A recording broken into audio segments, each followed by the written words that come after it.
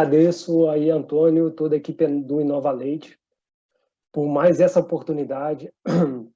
É sempre um prazer para mim participar desses eventos, né? São instituições que, né, sejam participaram da minha formação, sejam que a gente trabalha constantemente.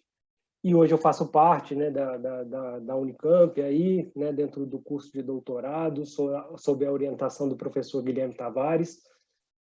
Então, para mim é sempre um prazer participar, tá? A ideia, né, minha hoje é trazer um pouco, né, do que tem sido visto em termos, né, o que a gente consegue ver de histórico científico em relação a esses estudos do HT. Vai ser bom que, né, algumas coisas, né, na apresentação da ICL foi bem detalhado enquanto alguns mecanismos, mas o histórico, né, do que tem acontecido em termos de evolução dos trabalhos é o que eu quero mostrar aqui hoje.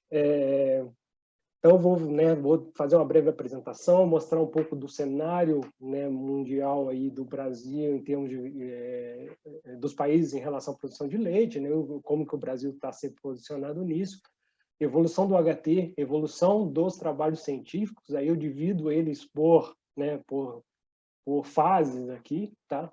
E no final um pouco do que a gente vê como tendência de futuro, tá? Em relação a esses trabalhos e forma de estabilização dessas proteínas em diferentes caminhos.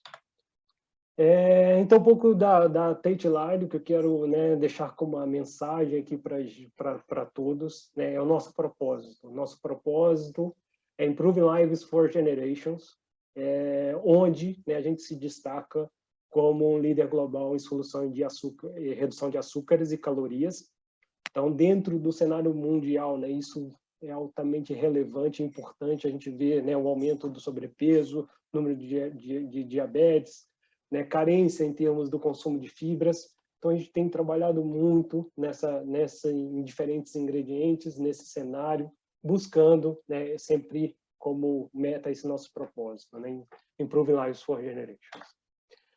Um pouco para mostrar, né, do que a gente tem hoje de estrutura, né, no Brasil e América Latina. Vou destacar aqui o nosso Centro de Inovação em São Paulo, foi inaugurado, né, há um ano e pouco atrás, um pouco antes da pandemia.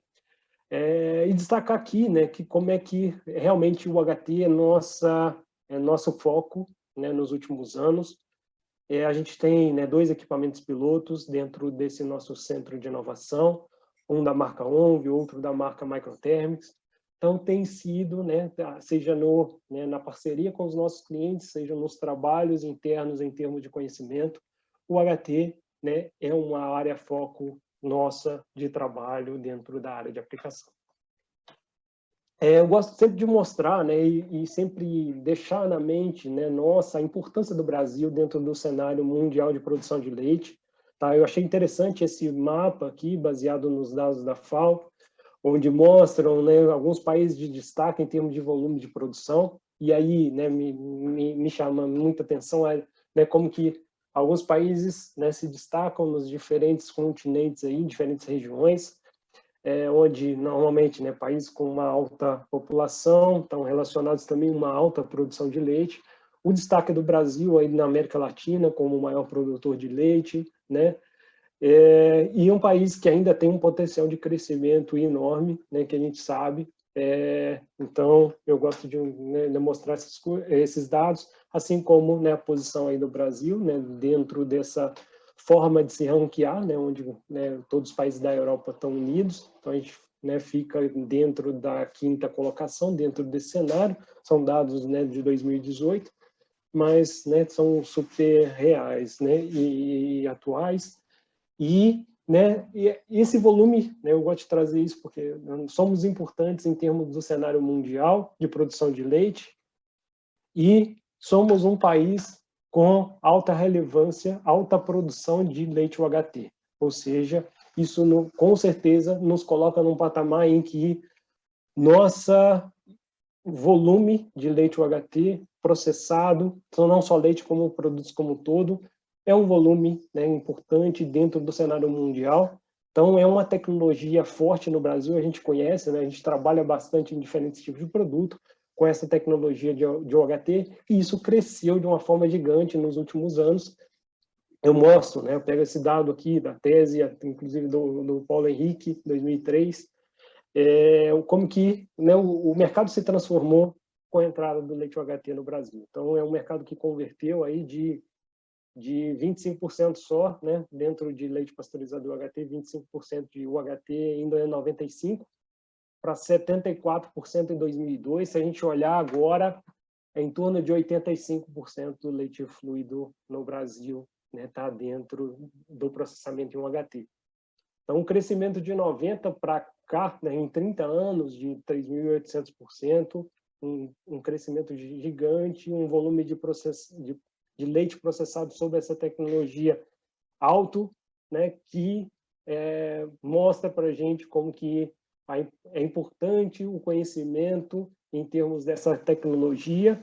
E aí, mais um ponto que eu vou trazer um pouco aqui é como que a gente está no momento chave, né, para conseguir trabalhar um pouco mais em termos dos estudos aqui no país, e eu vejo, né, o Inova Leite como um grande, né, ponto de partida para a evolução desses estudos, considerando o futuro, sabendo da importância dessa tecnologia para o nosso país. Tá? E aqui, né, eu vou começar então a mostrar um pouco desse histórico, né? Eu achei interessante essa abordagem no sentido, é importante a gente saber como que a ciência tem evoluído, né, em que fase que algumas coisas, né, aconteceram. Os estudos, né, se a gente olhar em termos de publicação, os estudos começam mais ou menos próximo dos anos 70, tá? Tem um pouco antes, 68, 69, você vê algumas publicações, mas o maior volume em termos de publicação em revistas consolidadas no meio científico começam próximo desse ano. E como é que, né, realmente acontecem em grupos, em períodos específicos. Tá? Então, a gente vê, primeiro, né, alguns estudos na Austrália, depois vários estudos na Inglaterra, e você vê que, né, são instituições, as mesmas instituições, fazendo publicações em diferentes momentos aqui, e na verdade, os trabalhos são muito mais que isso, né? Um pouco do que eu queria comentar também, não é possível trazer todos os artigos, trouxe alguns de destaque, alguns grupos de destaque que aconteceram dentro do cenário mundial. Então, maior volume de publicações aconteceram então dentro dessa, né, nos anos 70 aí, com dois autores publicando bastante, um que eu citei aí em 77, depois em 87, que é a equipe do Andrews, com várias publicações, assim como de 84, a Burton, que teve outras publicações anteriores, que não foram só de OHT, mas em relação ao processamento térmico e as modificações que acontecem nos produtos.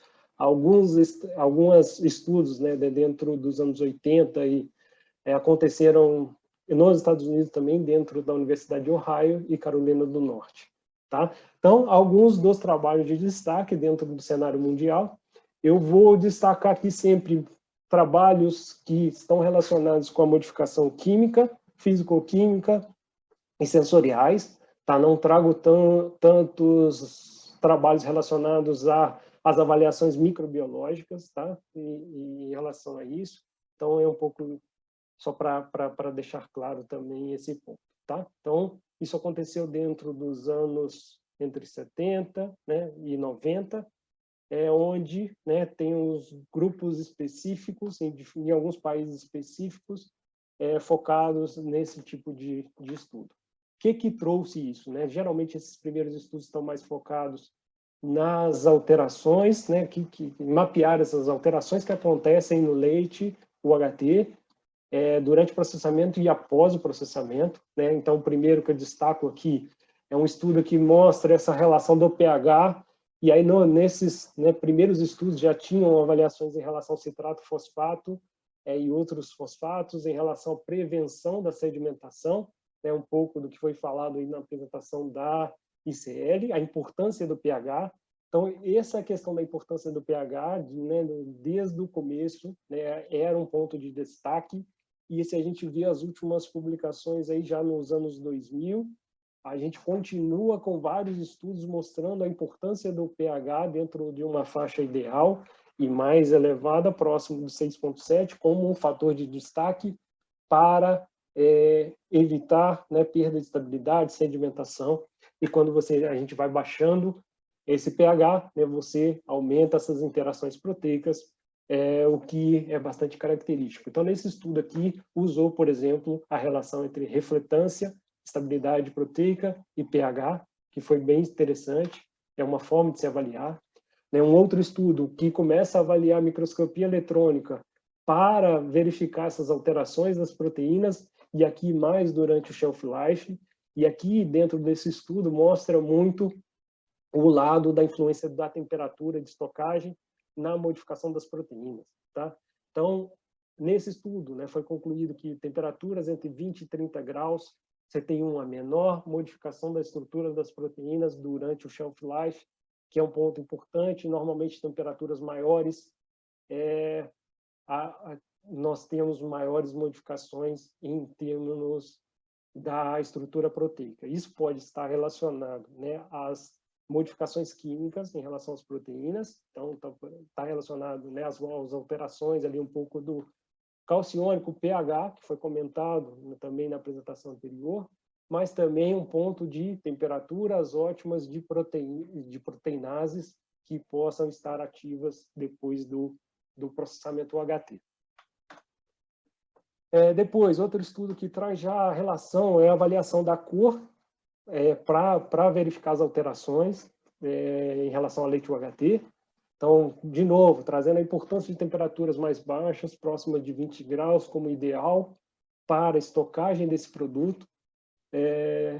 E a análise de cor, né, ela acaba tendo mudanças em relação a esses seus valores durante a estocagem, e que normalmente leite desnatado, né, você tem uma maior alteração de cor do que leite integral, por exemplo, tá? Então, um pouco dessa relação entre a avaliação de análise de cor e modificações do leite UHT, tá? Ainda continua em relação a esse ponto, né? Aqui já foi um outro trabalho que mostrou a importância do teor de lactulose para você avaliar, né, as alterações que acontecem dentro do leite UHT, onde, né, o teor de lactulose foi tido como um fator, uma análise super importante para se avaliar o grau o nível, né, de tratamento térmico, né? Então, normalmente, um nível de tratamento térmico muito mais severo, você tem uma maior geração de lactulose, e a lactulose começa a se destacar como um indicador direto desse nível de processamento térmico, porque normalmente ela não se altera durante o shelf life, tá? O que normalmente acontece com a cor, né? A cor vai se alterando durante o shelf life, mas a lactulose é uma relação direta em relação ao processamento em si, tá? Outro estudo aqui já mostrando um pouco mais em relação às temperaturas, seja de pré-aquecimento, aí depois vai ter outro de aquecimento final para a estabilidade dos produtos, né? Então, normalmente, o primeiro estudo ali em relação ao pré-aquecimento, relações entre temperaturas de pré-aquecimento e a manutenção da estrutura da micela no mais próximo possível do seu tamanho e estrutura original. Então, aí tem, né, diferentes valores. E no último estudo ali, que foi mais completo, que mostra, por exemplo, a primeira comparativa entre tratamento de injeção direta de vapor e tratamento indireto, onde injeção direta de vapor induz maior sedimentação e menor separação de gordura, né, enquanto o tratamento indireto, normalmente, uma menor sedimentação. Isso aqui a gente está falando de leite, tá? Então, leite UHT. Depois a gente vai ver alguns trabalhos mais recentes de formulações mais contendo maior teor de proteína de soro, como é que isso muda, né, em termos dos efeitos, tá? Depois, né, uma avaliação em termos o nível de sedimentação, né? Normalmente ele aumenta à medida que você vai dando um processamento mais drástico, então você vai aumentando a temperatura de esterilização e aumentando o tempo de retenção. Normalmente você tem uma tendência de ter uma maior ocorrência de sedimentação, assim como a temperatura de estocagem também, né, tem essa relação. Nesse estudo foi avaliado também a importância da pressão de homogeneização, onde normalmente aumento da pressão da homogeneização ajuda a reduzir a sedimentação, né? Então você tem a gordura menor, maior interação com as proteínas, e isso acaba ajudando em relação ao controle da sedimentação, tá? E, de novo, sempre a importância da temperatura de estocagem, né? Aqui nesse estudo mostrou que a 35 graus sedimentação e separação de gordura, ela acontece de uma maneira mais acelerada, tá? Então, esse é um ponto super importante, eu acho relevante, eu estava refletindo sobre isso. Nós vivemos em um país onde a temperatura ambiente, em alguns momentos, né, em algumas épocas do ano, e muitos meses, no nosso caso, é alta. Como é que isso também, né, acaba sendo um fator que impacta o nosso produto, né, no mercado? Então, é importante a gente pensar por esse ponto também, para cuidar um pouco, né, dessas temperaturas de armazenamento, para que, né, a gente consiga essa melhoria contínua de qualidade. Tá? Aqui, né, eu já vou mais para os anos entre 90 e 2019. Aqui, né, já entram, né, outros grupos aí de pesquisa, né, bastante coisa acontecendo entre Austrália e Nova Zelândia. E também tem um trabalho interessante do Dalgleish, um pesquisador superativo, né, em termos de sedimentação das micelas e durante a estocagem, né, fazendo um estudo nesse sentido. E diferentes estudos aqui relacionados à modificação das proteínas, efeito do processamento térmico e as alterações que acontecem. Isso, né, nessas equipes da Austrália, aí, destacando muito nesse período. Nesse período a gente tem, em 2003, também no Brasil, um trabalho interessante do professor Paulo Henrique, né, com a orientação do professor Luiz Ronaldo, na UFLA, que eu vou trazer alguns dados interessantes dele, e também, né, mais publicações aqui dessa equipe da Austrália, e 2006, 2007, alguns estudos aí da Alemanha, focados muito em termos de estabilidade das proteínas ao OHT, utilizando carragenas para isso, para aumentar essa estabilidade. Tá? O que tem de destaque nesses estudos dentro dessa época? Primeiro, né, a questão do calciônico, a relação entre aumento de calciônico, aumento da agregação e aumento da sedimentação, bastante, né, foi explicado aí dentro da apresentação da ICL. E como que a mudança estrutural das proteínas, né, que normalmente tem, né, desintegração junto com essa posterior agregação, isso afeta de uma maneira direta, né, o grau de sedimentação que a gente tem e perda de estabilidade quando a gente fala de produtos OHT. Tá? Depois, né, aí já no trabalho, né, do professor Paulo Henrique aí no Brasil, né, mostrando de novo, né, a questão do teor de cálcio e estabilidade, né, dos produtos, né, do leite OHT. A questão do pH, né, de novo, a importância do pH, e aqui foi avaliado a variação do pH durante o shelf life, onde esse pH decresce durante o shelf life, e como a gente viu, quando o pH decresce, aumenta o nível de calciônico e, consequentemente, aumenta a sedimentação. Então, são coisas que estão relacionadas, e tem até um pouco do que eu trouxe nesse gráfico, né, como que durante o shelf life essas alterações vão acontecendo e que normalmente estão ligadas a pH calciônico e, né, as consequências disso, sem se falar ainda das questões das alterações das proteínas que podem estar ativas, que vão quebrar essas proteínas e vão acelerar também essas interações, tá? E também, né, essa questão, teor de citrato, né, tem efeito positivo na redução da sedimentação. Então, os sais quelantes aí, como algo importante realmente para esse controle dessas interações proteicas, né, durante shelf life.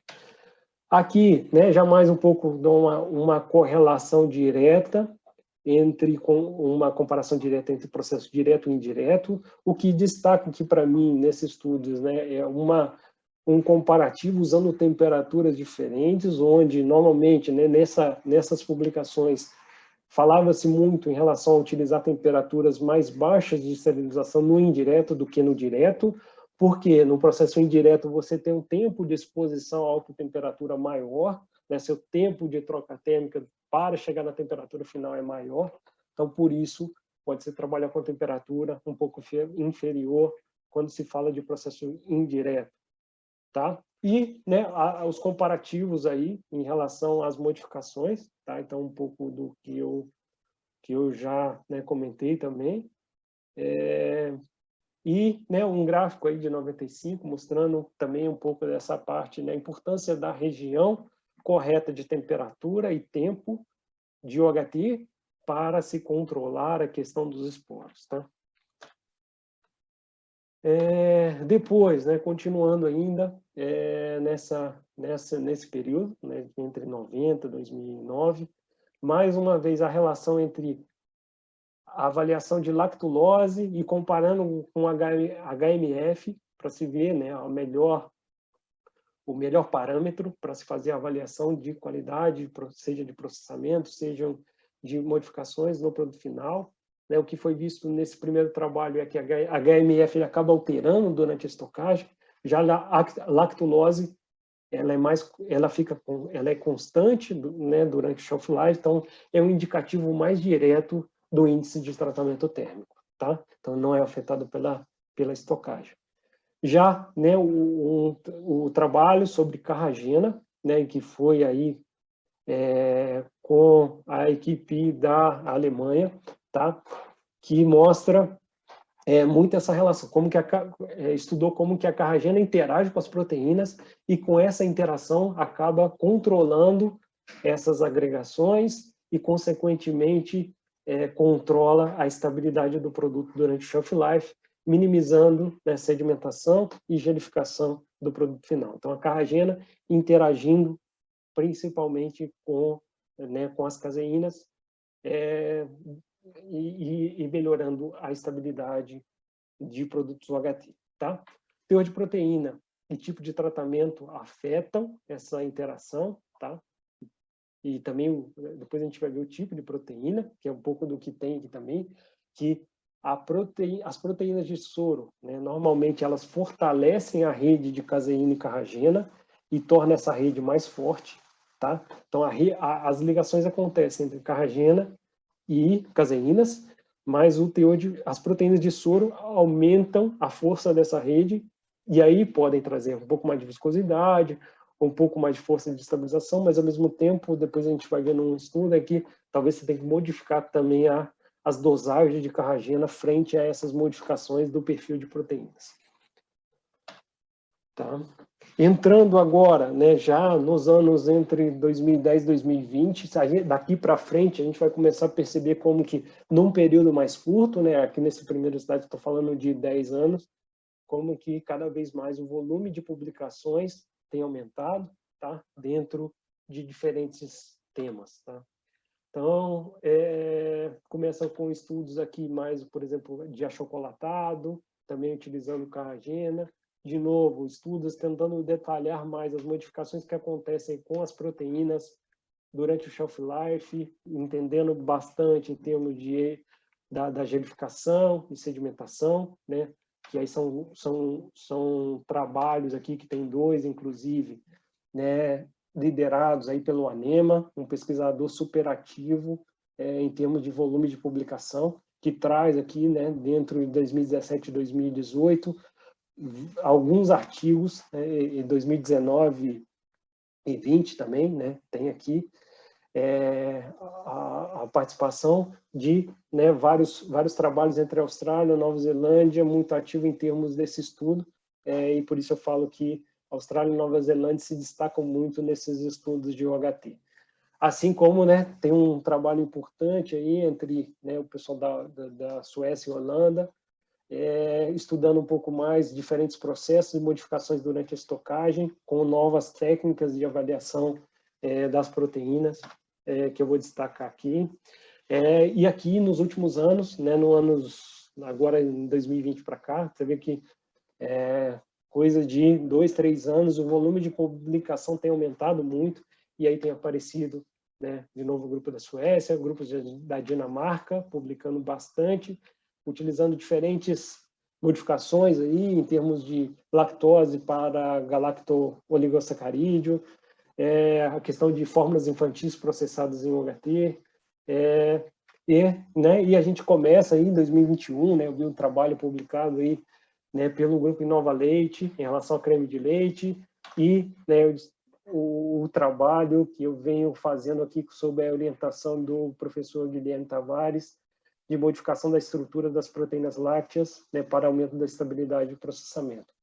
Então, um pouco o que vem aqui nesses últimos anos é muito essas questões de novas avaliações sobre diferentes matrizes, para entender mais essa questão do HT em diferentes matrizes e começar a olhar novas formas de, sejam de estabilização ou novas formas de controlar, por exemplo, a reação de Maillard em produtos zero lactose. O que eu trago aqui, né, como destaque dessas últimas publicações dos últimos anos aí, né, dos últimos 10 anos aí principalmente, é a questão da carragena, de novo, né, carragena como um item importante para reduzir fouling, para reduzir sedimentação, principalmente falando de produtos achocolatados, onde tem a presença de cacau, que também você tem que controlar essa sedimentação de cacau desses produtos, e junto com isso acaba sendo um fator importante também de interação com as proteínas.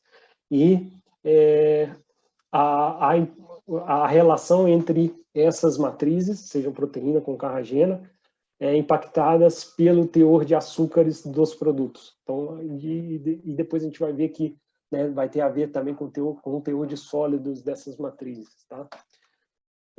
Aqui, né, um trabalho lá, né, de destaque do ANEMA, buscando entender um pouco mais das modificações das proteínas depois do processamento HT, tá? E aqui, entendendo mais essa questão de gelificação físico-química, que a gente chama, que é diferente da gelificação causada pelas modificações das proteinases, tá?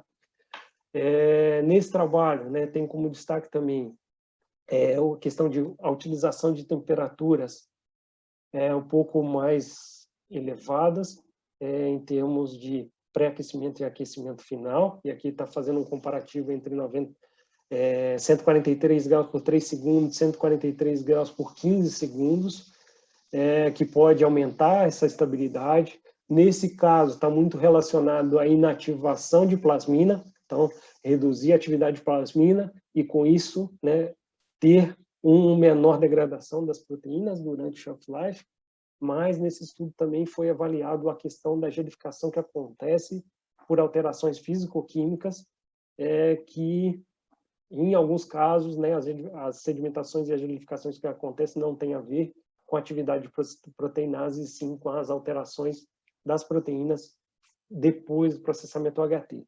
Nesse estudo foi super forte o entendimento de que, depois do processo HT, a importância, o impacto da saída da capa caseína dessa micela, e com isso, né, uma maior exposição, e junto com o aumento do nível de calciônico, podendo gerar, né, essa aglomeração, essa agregação das proteínas mais rápido, aumentando a sedimentação e podendo gerar, inclusive, gelificação do produto de uma forma completa, tá? Então, um estudo super interessante, mostrando um pouco mais diferentes formas de modificação das proteínas que acontecem depois do processamento HT, tá?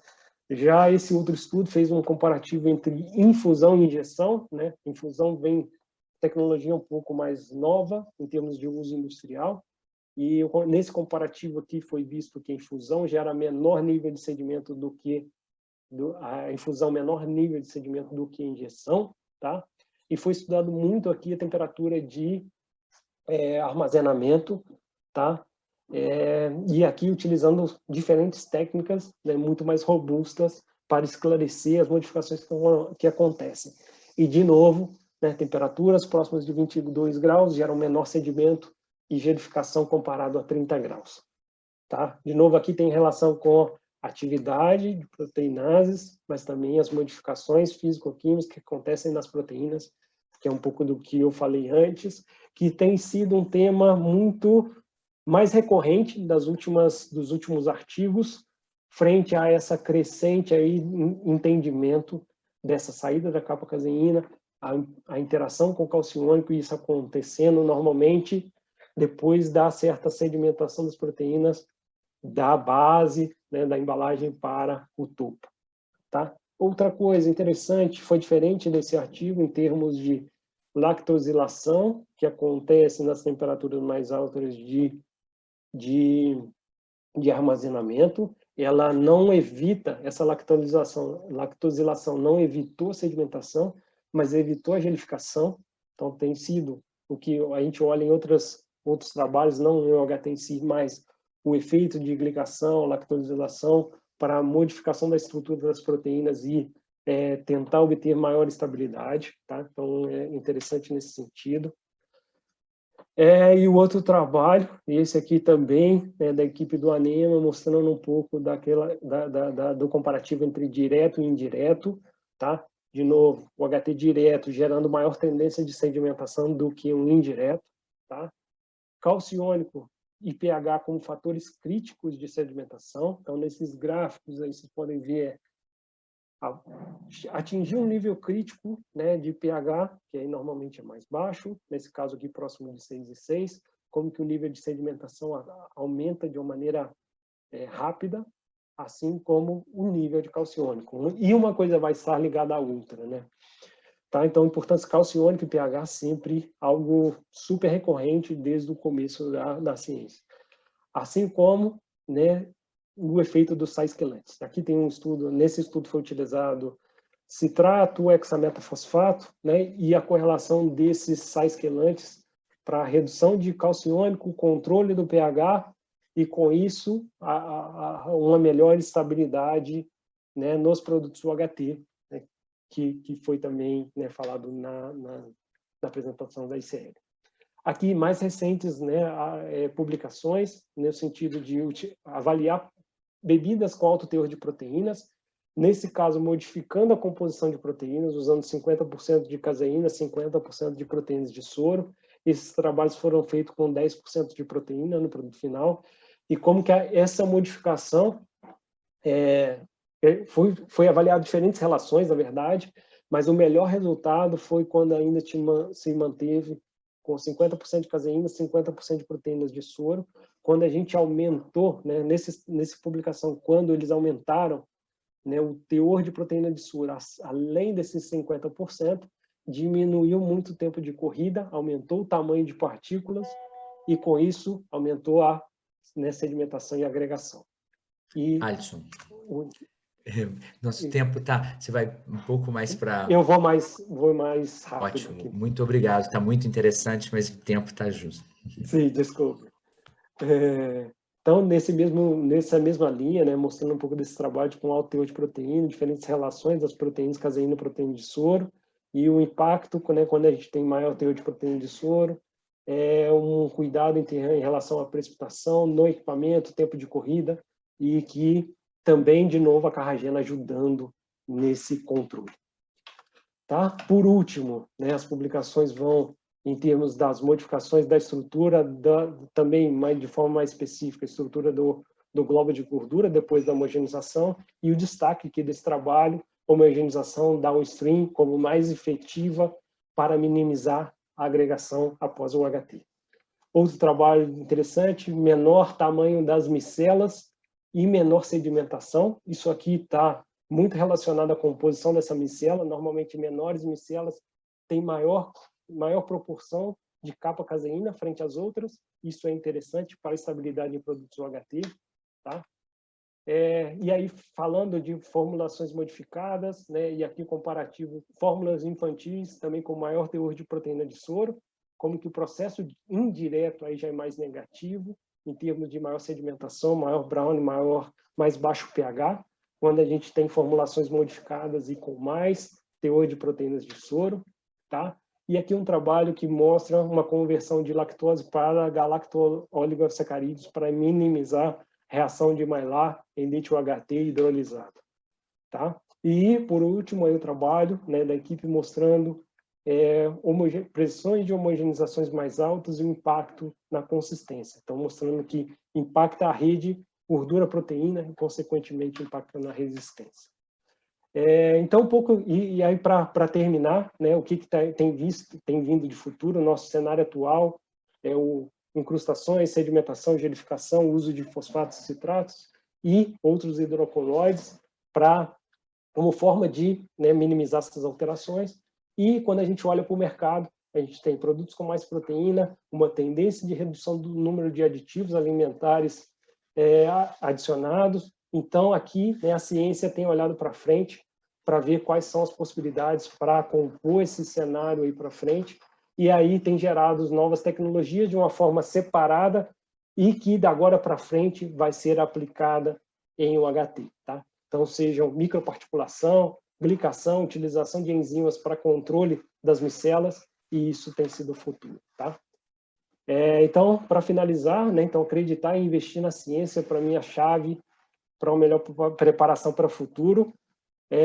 O que seria da gente hoje, né, se não fosse a ciência, se a gente olhar o momento da pandemia e a evolução que a gente teve em relação a vacinas e por aí vai, tá? Então, destacando a ciência aqui e agradeço, então, a oportunidade mais uma vez e, para mim, né, destacando aqui essa diversidade desse grupo, e aí eu peguei a frase: a beleza na diversidade, a complementaridade na diferença e a riqueza na pluralidade, que é, para mim, o destaque desse grupo e que eu tive a oportunidade de passar por diferentes dessas instituições e eu sei como é que isso, né, é importante para uma visão mais completa. Obrigado aí, Antônio, desculpa pelo tempo. Não, foi excelente, a gente fica muito satisfeito de ter um profissional tão competente, né, que está aqui hoje conosco fazendo doutorado dentro do nosso grupo Inova Leite.